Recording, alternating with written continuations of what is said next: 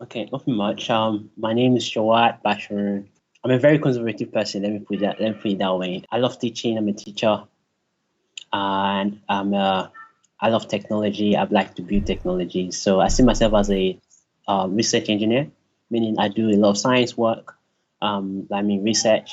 You know, do my own personal research, come with mathematical principles, but at the same time build something with it. And the whole point of building is to research, engineer, to teach, then publish. So that's my workflow.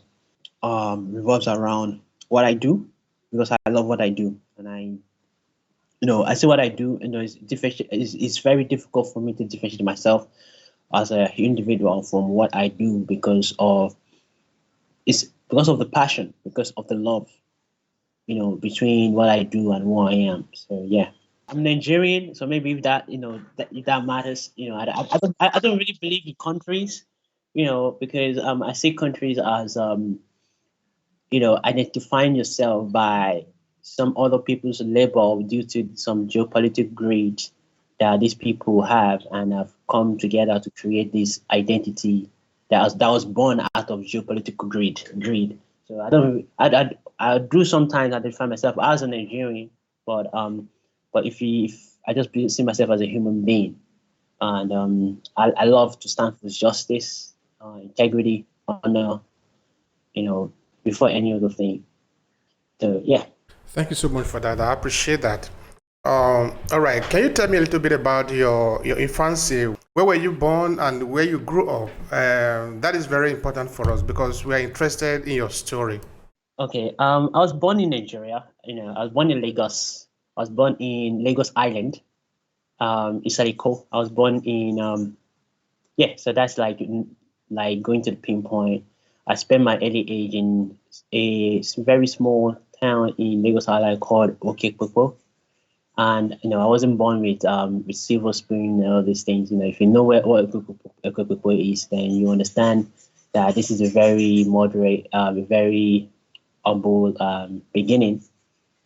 I have about I have four sisters.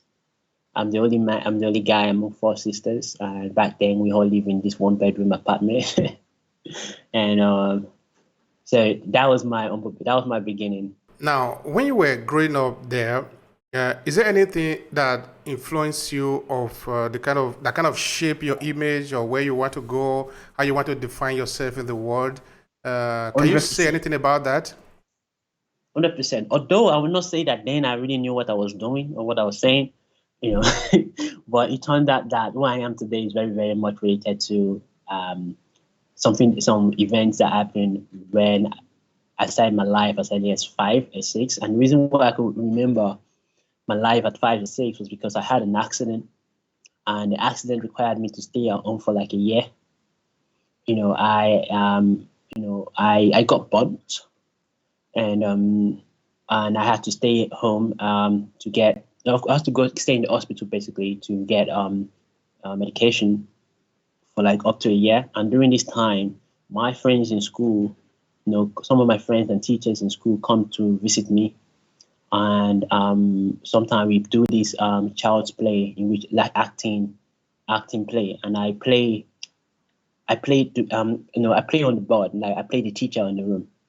So I take the board and then start to teach ABC and 1+1 and those sort of things. I can remember this thing clearly, and then that is how I gradually start to really like teaching.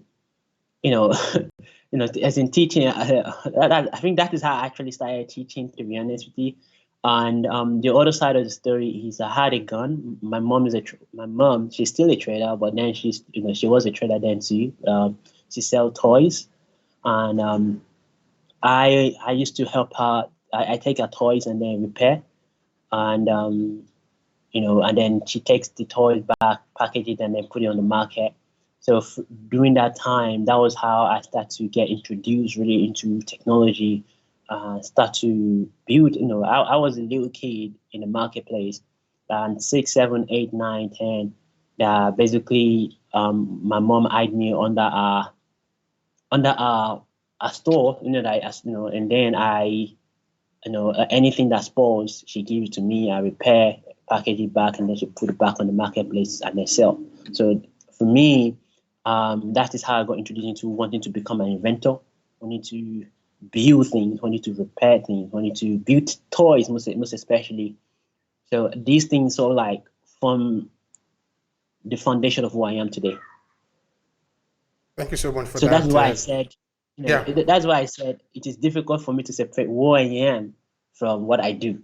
In fact, I don't think you even need to, because I think a human being is a very complex entity, that it's not just a single experience. Our experiences are multiverse, that is connected to a lot of things. I like what you were saying before, that you don't believe so much in nations. You believe in humanity. We are human, and we should be free to live wherever we want to live, and we should be able to see ourselves beyond just the location where we were born and probably grew up. 100%. Oh, yeah. 100%. Yeah. Say something there if you like. I think the nations, anyone that identify by themselves by nation, I think, they're still, I'm gonna use this word colonize. Colonize is not really the word. It's like you're picking up an identity that's made up. Nothing in nature. There is no boundary in nature. There is no geolocational boundary in nature. It's a continuous. There is no line that nature made. These lines were actually that divide different countries were actually made by people because of their own greed for power and owning, dominance in this region of space. And I think I came to this world, Earth, to explore and understand Earth and to do some other things which I don't know yet. But I see Earth as Earth. I see this universe as the universe. So I try as much as possible not to define myself by the laws of man, but instead by the laws of God, by the laws of the universe.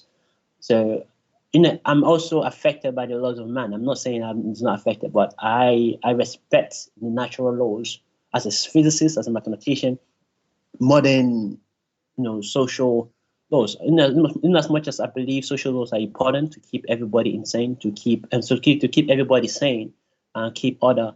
But I think we also need to question our laws and our belief systems too. Introspect, basically. Absolutely. Because if we don't question it, if we are satisfied with the way it is, then it will always remain the way it is, and that is against nature. Because nature didn't design things to remain exactly the way it is. It was supposed to evolve. It was supposed to grow up.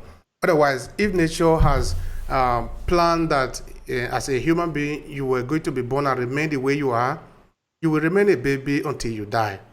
But we can see now that that is not the way it is. We transform from just a little drop of sperm, and then we become an egg. From there, if you look at a child that is growing up in the womb of a woman, it looks like a little fish. Then from there, it begins to grow and grow until it becomes a human being.